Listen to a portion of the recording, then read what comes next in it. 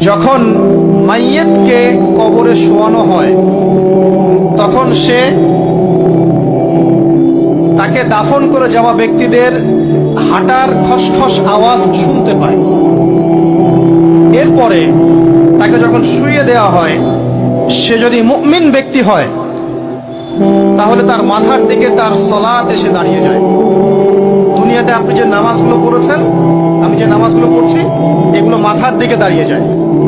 ডান দিকে চলে আসে তার সওম মানে কি? রোজা। বাম দিকে চলে আসে যাকাত।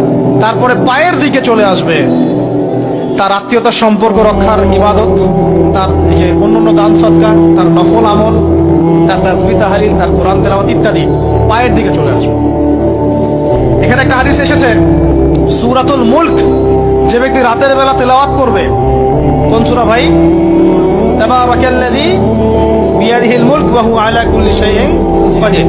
এই সূরা যে ব্যক্তি রাতের বেলা করে তেলাওয়াত করবে, ইনশাআল্লাহ সূরা মুলক কবরে তার সাথে থাকবে এবং কবর আযাব থেকে সূরা মুলক তাকে বাঁচাবে ইনশাআল্লাহ। আমি বুঝাচ্ছি যে কি অবস্থাটা হবে। এবার দুজন ফেরেশতা মাথার দিক থেকে আসবেন, আসতে চাইবেন, সালাত বলবে এখান দিয়ে আসা যাবে না, এদিক দিয়ে আসা যাবে না। ডান দিক দিয়ে আসতে চাইবেন, এদিক দিয়ে আসা যাবে না। বাম দিক দিয়ে আসতে চাইবেন, যাকাত বলবে এদিক দিয়ে আসা যাবে না। পায়ের দিক দিয়ে আসতে চাইবেন, আমলগুলো বলবে এদিক দিয়ে আসা যাবে না। তারপরেও তারা আসবেন, চোখগুলো হবে নীল এবং কালো বর্ণের, নীলাভ চোখের, কালো। মুনকার নাকি? উঠে বসিয়ে দেওয়া হবে। এবার তিনটা প্রশ্ন। প্রথমে প্রশ্ন হচ্ছে কি, মান রব, তোমার রবকে? তখন মুমিন বান্দা বুক ফুলিয়ে বলবে রব্বি আল্লাহ, আমার রবকে আল্লাহ। পৃথিবীতে যে ব্যক্তি আল্লাহর সাথে শিরিক করে নাই, আল্লাহ তাওহীদের উপর থেকেছে এবং তার উপরে মৃত্যুবরণ করেছে, ইনশাআল্লাহ সে ব্যক্তি এর উত্তর নির্দ্বিধায় দিতে পারবে ইনশাআল্লাহ। আর দুনিয়াতে যে বা যারাই আল্লাহর সাথে শিরিক করবে, আল্লাহর সাথে শিরকের পাপে লিপ্ত হবে, ওই অবস্থায় মারা যাবে, তাওহীদের উপর থাকবে না, কোশ্চিন কালেও মান রব্বুক উত্তর দিতে পারবে না। তারপরে প্রশ্ন হয়ে যাবে মা দীনুক, তোমার দিন কি ছিল? মুমিন বান্দা উত্তর দিবে কি? দিন ইয়াল ইসলাম, আমার দিন ছিল ইসলাম। এখানে শুনে রাখেন, পৃথিবীতে যারা ইসলামকে পরিপূর্ণরূপে পালন করবে তারাই এই উত্তর দিতে পারবে ইনশাআল্লাহ। যারা ইসলামকে ঠাট্টা বিদ্রুপের হাসি তামাশার পাত্র বানিয়েছে, মন চাইলে কিছু করি, মন চাইলে কিছু করি না, সহজ বলে একটা আমল করি, বাকি কিছুর আমল ধারি না, হ্যাঁ, নামাজ পড়ি, সুদ ছাড়তে পারি না, ঠিক আছে, বছর বছর ওমরা করি, এদিকে ঘুষ দুর্নীতি ছাড়তে পারি না, ইসলামকে ঠাট্টা তামাশার পাত্র বানিয়েছে, এরা কোশ্চিন কালে উত্তর দিতে পারবে না মা দীনুক। দিনে পরিপূর্ণরূপে ইসলামে প্রবেশ করতে বলেছেন আল্লাহ রাব্বুল আলামিন।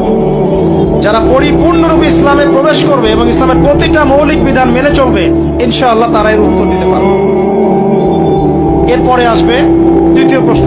নবী সাল্লাল্লাহু আলাইহি ওয়াসাল্লামকে দেখানো হবে।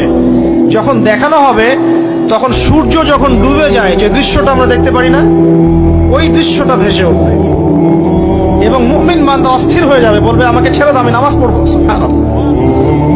তার কারণ তার কাছে মনে হবে যে আসরের ওয়াক্ত হয়ে গেছে, আসরের ওয়াক্ত হয়ে গেছে, আসরের ওয়াক্ত চলে যাচ্ছে, আমাকে নামাজ পড়তে হবে। চিন্তা করেছেন? ওই যে একটা হাদিস আছে না, যে 7 শ্রেণীর মানুষকে আল্লাহ রাব্বুল আলামিন আরশের ছায়া দিবেন। তার মধ্যে এক শ্রেণীর মানুষকে, যার অন্তর মসজিদের সাথে ঝুলে থাকে, তার মন মসজিদের সাথে ঝুলে ছিল, এই সূর্য ডুবে গেল বলে আমাকে ছেড়ে দাও, আমি নামাজ পড়তে যাব। তখন ফেরেশতারা বলবেন তোমাকে নামাজ পড়তে দেয়া হবে, তবে তার আগে তুমি এর উত্তর দাও। কি উত্তর? এই ব্যক্তির দিকে তাকাও। তখন নবী সাল্লাল্লাহু আলাইহি ওয়াসাল্লামকে দেখানো হবে, সাল্লাল্লাহু আলাইহি ওয়াসাল্লাম দরুদ পড়বেন। বলা হবে যে এই ব্যক্তির সম্পর্কে তোমার কি ধারণা? মান হাযা রাজুলু বুইসা ফীকুম, এই ব্যক্তি কে, যাকে তোমাদের কাছে পাঠানো হয়েছিল? মুমিন ব্যক্তি নির্দ্বিধায় বলে দিবে যে তিনি হচ্ছেন আমার নবী মুহাম্মদুর রাসূলুল্লাহ সাল্লাল্লাহু আলাইহি ওয়াসাল্লাম। দেখুন, পৃথিবীতে যে বা যারাই নবী সাল্লাল্লাহু আলাইহি ওয়াসাল্লামের সুন্নতের উপর আমল করবে, ইনশাআল্লাহ সে তার উত্তর দিতে পারবে। দুনিয়াতে যারা নবীর সুন্নতের 5 পয়সা পরোয়া করছে না, তার আদর্শের 5 পয়সা দাম দিচ্ছে না, তারা কোশ্চিন কালে উত্তর দিতে পারবে না। নাম হতে পারে আব্দুর রহমান, আব্দুর রহিম, নবীর সুন্নতের ধার ধারে না, তারা উত্তর দিতে পারবে না। নবীর সুন্নতের গুরুত্ব কত গভীর, এটা আমাদেরকে এখান থেকে বুঝতে হবে। তাই প্রিয় যুবক ভাইরা, মুসলিম ভাইরা, আমাদের জীবনটাকে নবীর আদর্শ এবং সুন্নতে ঢেলে সাজাতে হবে। সকাল থেকে সন্ধ্যা পর্যন্ত প্রতিটা কাজ করবো কার তরিকায়? রাসূলের তরিকা। নামাজ পড়বো তার তরিকায়, রোজা, সিয়াম, হজ, জাকাত, আমল, মুআমালাত, আখলাক সব কার তরিকায়? নবী সাল্লাল্লাহু আলাইহি ওয়াসাল্লামের তরিকা অনুযায়ী ইনশাআল্লাহ। আল্লাহ পাক তৌফিক এনায়েত করুন, আমিন। এবার ফেরেশতা দুজন জিজ্ঞাসা করবেন অবাক হয়ে, যে তুমি কিভাবে এটা জানলে?